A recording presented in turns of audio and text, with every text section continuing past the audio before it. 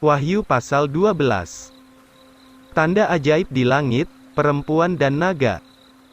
Ayat 1, dan terlihatlah suatu tanda ajaib yang besar di langit, yaitu seorang perempuan berpakaian matahari, dan bulan di bawah kakinya, dan sebuah mahkota dari 12 bintang di atas kepalanya. Maka ia sedang mengandung, dan berteriak oleh sebab sakit beranak, dan di dalam kesakitan hendak melahirkan. Maka terlihatlah suatu tanda ajaib yang lain di langit, dan lihatlah, seekor naga besar yang merah menyala, berkepala 7, bertanduk 10 dan ada 7 mahkota di atas kepalanya.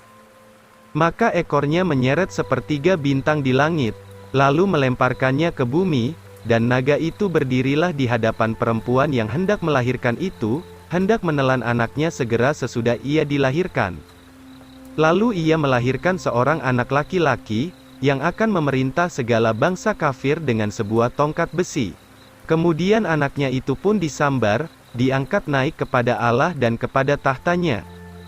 Lalu perempuan itu melarikan diri ke padang gurun, di mana ada suatu tempat yang sudah dipersiapkan oleh Allah baginya, supaya mereka memeliharanya di situ 1260 hari. Naga dikalahkan oleh Mikael.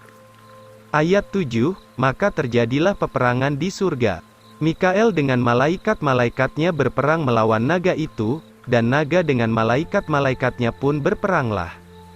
Tetapi mereka tidak bisa menang, juga tempatnya di dalam surga tidak didapati lagi. Maka dicampakkanlah naga besar itu, yaitu ular tua yang dinamakan Iblis dan Satan, yang menyesatkan seluruh dunia, ia sudah dicampakkan ke bumi, dan malaikat-malaikatnya itu pun sudah dicampakkan bersama-sama dengan dia. Sukacita dalam kerajaan surga. Ayat 10, maka saya mendengar suatu suara yang besar di dalam surga berkata, Sekarang tibalah keselamatan dan kuasa dan kerajaan Allah kita, dan wewenang Kristusnya itu, sebab sudah tercampak ke bawah penuduh saudara-saudara kita, yang menuduh mereka itu di hadapan Allah kita siang dan malam. Dan mereka mengalahkan dia oleh darah anak domba itu, dan oleh perkataan kesaksiannya, dan sebab mereka tidak mengasihi nyawanya sampai mati.